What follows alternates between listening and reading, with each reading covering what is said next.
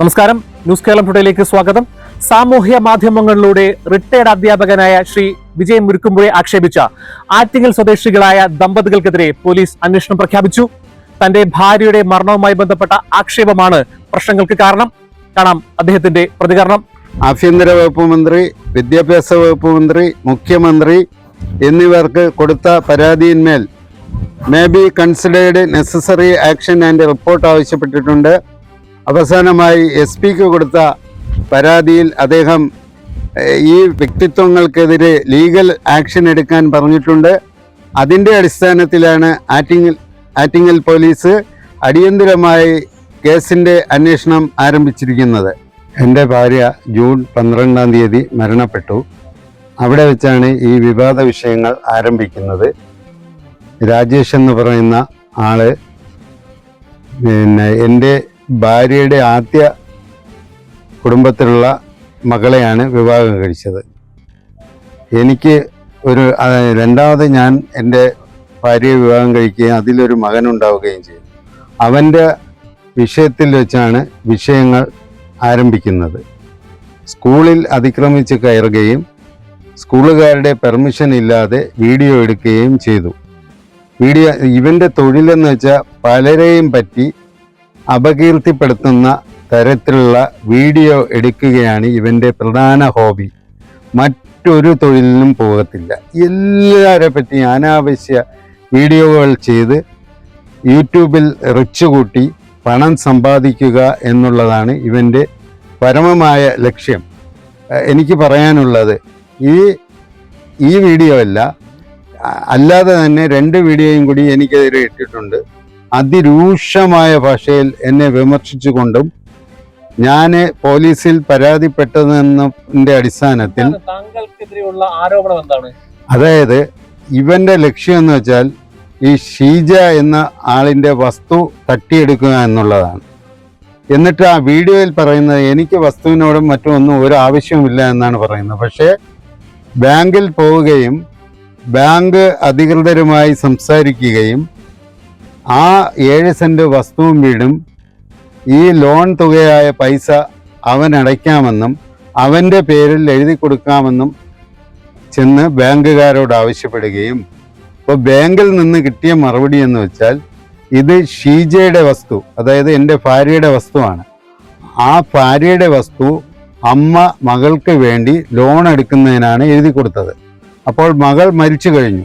ഇനി അതിൻ്റെ അവകാശി വരുന്നത് ഈ സ്നേഹലത എന്ന് പറയുന്ന അമ്മ, അതായത് ഷീജയുടെ അമ്മയാണ് അടുത്ത അനന്തരാവകാശി. ആ വസ്തുവിന് വേണ്ടി ഇവൻ വാദിക്കുന്നതിൽ എന്താണ് അർത്ഥമെന്ന് എനിക്ക് മനസ്സിലാവുന്നില്ല. പിന്നെ അവൻ വീഡിയോയിൽ പറയുന്നത് ഇത് പൊന്നുവിൻ്റെ വസ്തുവാണ്. ഒരിക്കലും പൊന്നു എന്ന് പറയുന്ന ഗ്രീഷ്മയുടെ ആദ്യ മകളാണ് ഗ്രീഷ്മ. ആ ഗ്രീഷ്മയ്ക്ക് വേണ്ടി ഈ വസ്തുവും പുരയിടവും നേടിയെടുക്കുക എന്നുള്ളതാണ്. ഒരിക്കലും ഗ്രീഷ്മയ്ക്ക് വേണ്ടി ഈ വസ്തു കിട്ടത്തില്ല. ഷീജ എന്ന് പറയുന്ന ആള് മരിച്ചതുകൊണ്ട് അനന്തരാവകാശി അമ്മയാണ്. അമ്മയ്ക്ക് ഈ വസ്തു കിട്ടുകയുള്ളൂ. അമ്മയ്ക്ക് ആ വസ്തു കിട്ടിയാൽ അമ്മ തീരുമാനിക്കണം ഈ വസ്തു ചെറുമക്കൾക്ക് കൊടുക്കണമോ അതേ ബാക്കി 3 ആൺമക്കളുണ്ട് അവർക്ക് കൊടുക്കണമെന്ന് തീരുമാനിക്കേണ്ടത് അമ്മയാണ്, അല്ലാതെ ഇവനല്ല. ഇവന് ആ വസ്തുവിൽ കയറാനുള്ള യാതൊരു അവകാശവുമില്ല, ധാർമ്മികമായ അവകാശമില്ല. ഷീജയുടെ അമ്മ ഈ അടുത്ത സമയത്ത് ഒരു പ്രൊട്ടക്ഷൻ ഓർഡർ വാങ്ങിയിട്ടുണ്ട്. ഈ രാജേഷ് എന്ന് പറയുന്ന ആളും പൊന്നു എന്ന് പറയുന്ന ആള്, അതായത് ഗ്രീഷ്മയും അവിടെ അതിക്രമിച്ച് കിടക്കാൻ പാടില്ലെന്നും അവരെ ഇറക്കി വിടാൻ പാടില്ലെന്നും പറഞ്ഞ് അവിടെയുള്ള സാധനങ്ങളൊന്നും എടുത്തുകൊണ്ട് പോകാൻ പാടില്ല എന്നും പറഞ്ഞ് ഒരു പ്രൊട്ടക്ഷൻ ഓർഡർ വാങ്ങിയിട്ടുണ്ട്. അപ്പോൾ യൂട്യൂബിൽ ഇങ്ങനെ അനാവശ്യ വീഡിയോ ഇട്ടു കണ്ണൻ്റെ അഡ്മിഷന് വേണ്ടി എല്ലാം ചെയ്തത് അവനാണ്. ചുരുക്കി പറയുകയാണ്, അതായത് കണ്ണൻ്റെ അഡ്മിഷന് വേണ്ടിയുള്ള കണ്ണൻ എന്ന് പറയുന്നത് എൻ്റെ മകനാണ്. മകൻ്റെ പേര് വൈശാഖ് എന്നാണ്. ആ വൈശാഖിൻ്റെ ഫീസും മറ്റു കാര്യങ്ങളും യൂണിഫോമിൻ്റെ പൈസയും മറ്റ് അനുബന്ധ പ്രവർത്തനങ്ങൾക്കെല്ലാം സ്കൂളിൽ പോയി ക്യാഷ് അടച്ചത് ഞാനാണ്. എന്നിട്ട് ഇവൻ അതെല്ലാം സത്യവിരുദ്ധമായി പറഞ്ഞ് അവനാണ് അവൻ്റെ അഡ്മിഷനും മറ്റു കാര്യങ്ങൾക്കെല്ലാം ഓടി നടന്ന് എല്ലാം ചെയ്തതെന്നാണ് അവൻ ആൾക്കാരെ തെറ്റിദ്ധരിപ്പിച്ചിരിക്കുന്നത്. ഇതിന് എതിരെ ഞാൻ വിദ്യാഭ്യാസ വകുപ്പ് മന്ത്രി, ആഭ്യന്തര വകുപ്പ് മന്ത്രി, മുഖ്യമന്ത്രി, Attingal DSP, SP, higher education director എന്നിവർക്ക് പരാതി കൊടുത്തതിൻ്റെ അടിസ്ഥാനത്തിൽ തിരുവനന്തപുരം റൂറൽ SP ഇദ്ദേഹത്തിനെതിരെ ലീഗൽ ആക്ഷൻ എടുക്കണമെന്നും ബാക്കി കൊടുത്ത പരാതികൾക്കെല്ലാം may be considered necessary action and report എന്നും പറഞ്ഞ് ആവശ്യപ്പെടുകയും ചെയ്തിട്ടുണ്ട്. എന്നെ സ്റ്റേഷനിൽ വിളിക്കുകയും എൻ്റെ മൊഴിയെടുക്കുകയും ചെയ്തു. ഞാൻ ഈ സ്കൂളിൽ അതിക്രമിച്ചു കടന്നു എന്ന് പറഞ്ഞ് ഈ പെറ്റിഷൻ കൊടുത്തതിൻ്റെ പേരിൽ ഇവൻ എനിക്കെതിരെ അവൻ്റെ ഭാര്യയെ കൊണ്ട്, അതായത് ഗ്രീഷ്മ എന്ന് പറയുന്ന അവൻ്റെ ഭാര്യയെ കൊണ്ട് പോലീസ് സ്റ്റേഷനിൽ, ആറ്റിങ്ങൽ പോലീസ് സ്റ്റേഷനിൽ പരാതി കൊടുത്തു. പരാതി എന്താണെന്ന് അറിയണ്ടേ? സീനിയർ സിറ്റിസണായ, എനിക്ക് 65 വയസ്സുണ്ട്, ആ സീനിയർ സിറ്റിസണായ ഞാൻ അവളെ വീട്ടിൽ കയറാൻ അനുവദിക്കുന്നില്ല എന്നും അവളെ പിടിച്ചു തള്ളിയെന്നും അതായത് അവളുടെ 2 മാറിടങ്ങളിലും ഞാൻ കയറി പിടിച്ചു എന്നും പറഞ്ഞ് പരാതി കൊടുത്തിരിക്കുന്നു. ഇതിൽ യാതൊരു സത്യവുമില്ല. എന്നാൽ ഈ യൂട്യൂബറെ, നിനക്ക് അപ്പോഴേ അവളെ മാറി കയറി പിടിച്ചപ്പോഴേ നീ അന്തസ്സുള്ള ഒരുത്തനാണെങ്കിൽ നിനക്ക് അപ്പോഴേ എന്നെ അടിച്ച് താഴെയിടായിരുന്നല്ലോ.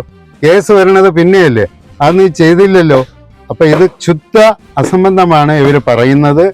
ഈ പറയുന്നതിൽ ഒരു കാര്യവുമില്ല. ഇവരുടെ ഡോക്യുമെന്റുകൾ ഞാൻ എടുത്തുകൊണ്ട് പോയെന്നാണ് പറയുന്നത്. അതായത് Aadhaar, pan card, voter ID, ration card, passbook, ATM card, ഇതൊന്നും ഞാൻ എടുത്തുകൊണ്ട് പോയിട്ടില്ല.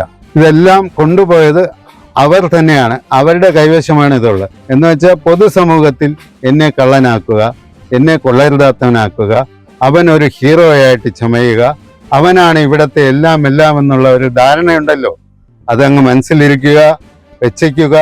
ഈ നാട്ടിൽ നിയമവും കോടതിയും ഒക്കെയുണ്ട്.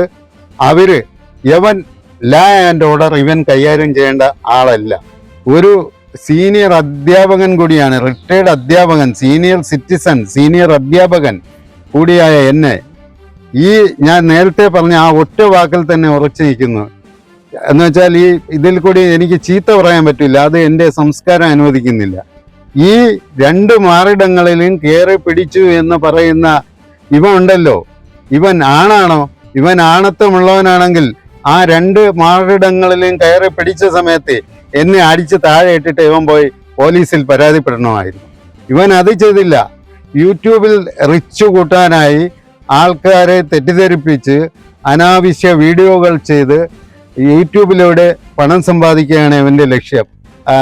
ഷീജയുടെ ബന്ധുക്കളെയും ഈ രാജേഷ് എന്ന് പറയുന്ന അവൻ്റെയും ബന്ധുക്കളെ വിളിച്ച് കാര്യങ്ങൾ സത്യസന്ധമായി അന്വേഷിച്ചിട്ട് മാത്രമേ നിങ്ങൾ അത് സത്യാവസ്ഥ പുറത്തു കൊണ്ടുവരണമെന്ന് പറഞ്ഞപ്പോൾ ഇവനെ അനുകൂലിച്ച് ചെയ്യുന്ന ആൾക്കാർ അതിനൊരു മറുപടി പോലും നിന്നില്ല. പിന്നെ വീട്ടിൽ നടക്കുന്ന കാര്യം ഒരു മേശയ്ക്ക് ചുറ്റും ഇരുന്ന് പറഞ്ഞു തീർക്കേണ്ടതിന് പകരം യവന് യൂട്യൂബിൽ റിച്ച് കൂട്ടുന്നതിന് വേണ്ടി ജനമധ്യത്തിൽ, സമൂഹ മധ്യത്തിൽ ഇട്ടുകൊടുത്ത് വീണ്ടും ഞാൻ പെറ്റീഷനുമായി മുന്നോട്ട് പോകുന്നുണ്ട്. മാനനഷ്ടത്തിന് കേസ് കൊടുക്കുന്നുണ്ട്. വക്കീൽ നോട്ടീസ് അയച്ചിട്ടുണ്ട്. പ്രൊട്ടക്ഷൻ ഓർഡർ 2 ദിവസത്തിനകം അവൻ്റെ കൈകളിലേക്ക് എത്തും. അവന് ഈ വീട്ടിൽ വരാൻ പാടില്ല. എൻ്റെ മകനായ കണ്ണന് ആ വീട്ടിൽ വരാം. രാജേഷ് എന്ന് പറയുന്ന രാജേഷും ഗ്രീഷ്മ അല്ലെങ്കിൽ പൊന്നു എന്ന് പറയുന്ന ആളിനും ആ വീട്ടിൽ കയറാൻ അവകാശമില്ല. അത് നിരോധിച്ചു കൊണ്ടിട്ടുള്ള പ്രൊട്ടക്ഷൻ ഓർഡറാണ് ഇപ്പോൾ first class judicial magistrate court ഒന്നു മുമ്പാകെ പുറപ്പെടുവിച്ചിട്ടുള്ളത്. എന്നെ ഇത്രയും അപകീർത്തിപ്പെടുത്തി സമൂഹ മാധ്യമത്തിൽ എന്നെ ഒരു കുറ്റവാളിയായി ചിത്രീകരിച്ച് യൂട്യൂബിൽ അനാവശ്യമായി വീഡിയോ ഇടാതെ, എടാ യൂട്യൂബറെ, നീ പോയി സ്വന്തമായി ജോലിയെടുത്ത് അന്തസ്സോടെ ജീവിക്ക്, അതിന് അന്തസ്സുണ്ട്. അല്ലാതെ പരദൂഷണം പറഞ്ഞ് വീഡിയോ ഇട്ട് ആൾക്കാരെ ബുദ്ധിമുട്ടിക്കുന്നത് അന്തസ്സല്ല. ഇനിയെങ്കിലും പോയി എല്ലുമുറയെ പണിയെടുത്ത് ജീവിക്കാനായിട്ട് നോക്കൂ. നമ്മുടെ വിജയൻ മാഷ്ക്കെതിരെ ഒരുപാട് സോഷ്യൽ മീഡിയയിൽ 2-3 വിഷയങ്ങൾ ചർച്ച ചെയ്ത് ഒരു യൂട്യൂബർ എന്ന് പറയുന്നു, യൂട്യൂബർ എന്ന് നിരക്കാത്ത കാര്യമാണ് ചെയ്തത്. സത്യത്തിൽ ഈ യൂട്യൂബർ എന്ന് പറയുന്ന ഇദ്ദേഹം നിയമത്തിൻ്റെ വഴികളിലൂടെ പോകേണ്ട ഒരാളാണ്. നിയമം പിന്തള്ളല്ല. ഇങ്ങനൊരു റിട്ടയേർഡ് അധ്യാപകനെ പരസ്യമായി ആക്ഷേപിക്കുമ്പോൾ ഒരു യൂട്യൂബറിൻ്റെ ഭാര്യനെ കയറി പിടിച്ചു എന്നതാണ് ഇതിനകത്ത് പറയുന്ന വാസ്തവം. അപ്പം യൂട്യൂബർക്ക് ഇങ്ങനെ പിടിക്കുന്ന ആൾക്കാരെ പബ്ലിസിറ്റി ചെയ്യലാണോ യൂട്യൂബറുടെ പണി? നിയമപരമായിട്ട് പോരാടി ഈ വ്യക്തിയെ അടയ്ക്കേണ്ടിടത്ത് അടയ്ക്കാൻ ആ യൂട്യൂബർ തയ്യാറായില്ല. അതിൽ തന്നെ അറിയാം പച്ച അപമാനിക്കല് ആണ് ചെയ്തിരിക്കുന്നത്. ഈ റിട്ടയർഡായ ഇത്രയും വയസ്സ് പ്രായമുള്ള ഇദ്ദേഹത്തെ ഞാൻ വർഷങ്ങളായിട്ട് അറിയാവുന്നു. ഒരു കാരണവശാലും അദ്ദേഹം ഇത്തരത്തിലുള്ള ഒരു തരം താഴ്ന്ന പണി ചെയ്യില്ല. കാരണം അദ്ദേഹം കല്യാണം കഴിച്ച ആ സ്ത്രീ ആദ്യം കല്യാണം കഴിച്ചു, അതിലുണ്ടായ മകളുടെ ഭർത്താവാണ്. രണ്ടാമത് ഈ കുറ്റങ്ങളെല്ലാം ഇദ്ദേഹത്തിനോട് പറഞ്ഞു. ഇദ്ദേഹം രണ്ടാമതൊരു ജീവിതം കൊടുത്ത ഒരു സ്ത്രീയാണ്. ആ ജീവിച്ച് ഇരിക്കുന്ന സമയത്ത് ഇദ്ദേഹത്തിൻ്റെ അടുത്താണ് മരിക്കുന്നതും ഇദ്ദേഹം ഹോസ്പിറ്റലിൽ എത്തിക്കുന്നതും.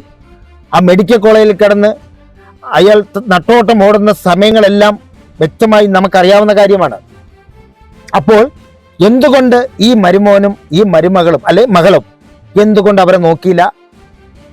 പിന്നെ രണ്ടാമത് വേറൊരു കാര്യം പറയാനുള്ള, കർശനമായി ഇദ്ദേഹത്തിനെതിരെ കേസെടുക്കേണ്ടത്. ഒരു അനധികൃതമായി കുട്ടികൾ പഠിക്കുന്ന സ്കൂളിൽ കയറി ഒരു വീഡിയോ എടുത്തു. ഈ വീഡിയോ എടുക്കാൻ എവിടെ നിന്നാണ് ഇദ്ദേഹത്തിന് പെർമിഷൻ കിട്ടിയത്? ഒരു പെർമിഷൻ ഇല്ലാതെ ഒരു സ്കൂളിൽ, വിദ്യാർത്ഥികൾ പഠിക്കുന്ന സ്കൂളിൽ അനധികൃതമായി കയറുമ്പോൾ അതിന് ആക്ഷൻ എടുക്കാൻ എന്തുകൊണ്ട് എടുത്തില്ല? അതിനെന്തുകൊണ്ട് കേസ് നിയമത്തിലേക്ക് പോയില്ല? അപ്പൊ അവിടെയും അദ്ദേഹത്തിനെ നിലനിർത്തുകയാണ് ചെയ്തത്. ആദ്യം സ്കൂളുകാർ ഇവനെതിരെ പരാതി കൊടുക്കണം. രണ്ടാമത് ഇദ്ദേഹം ഈ റിട്ടയർഡ് മാഷെ അപമാനിച്ചതിന് കർശന നടപടി ഏതൊക്കെ മനുഷ്യാവകാശ കമ്മീഷനും ഏതൊക്കെ നിയമ നടപടിയിലേക്കും ഇദ്ദേഹത്തിനൊപ്പം ഞങ്ങൾ എല്ലാവരും ഉണ്ടാവും. അതിനകത്ത് യാതൊരു സംശയമില്ല. കാരണം ഇനി ഇതുപോലുള്ള ഒരു യൂട്യൂബർ ഈ ലോകത്ത് മറ്റെല്ലാവർക്കും, ഞാനൊരു യൂട്യൂബറാണ്, അപമാനിക്കുന്ന രീതിയിലുള്ള ഇത്തരത്തിലുള്ള പ്രവർത്തനം അത് കർശനമായിട്ട് ഇതിനകത്ത് പോരാടി തന്നെ ചെയ്യുമെന്ന് പറഞ്ഞുകൊണ്ട് നിർത്തുന്നു. എൻ്റെ ഭാര്യയുടെ മരണവുമായി എനിക്ക് ബന്ധമുണ്ടെന്നാണ് ഇവർ ആരോപിക്കുന്നത്. ഈ ഹോസ്പിറ്റലിൽ കൊണ്ടെത്തിക്കുന്നത് മുതൽ മരണം സംഭവിക്കുന്നത് വരെ എൻ്റെ സജീവമായ സാന്നിധ്യവും ശ്രദ്ധയും ഉണ്ടായിരുന്നു. ICUവിൽ ബെഡ് കിട്ടാതിരുന്നിട്ട് കൂടി ആരോഗ്യ വകുപ്പ് മന്ത്രിയുടെ ഓഫീസ് ഇടപെട്ടതിൻ്റെ ഫലമായിട്ടാണ് ICUവിൽ അടിയന്തരമായി ബെഡ് കിട്ടിയത്. ഇവർ അപ്പോഴും ഈ ഹോസ്പിറ്റൽ മൾട്ടി സ്പെഷ്യാലിറ്റി ഹോസ്പിറ്റലിലിരുന്ന് ആ സമയത്തും ഇവരുടെ ലക്ഷ്യം പണം സമ്പാദിക്കുക എന്നതാണ്.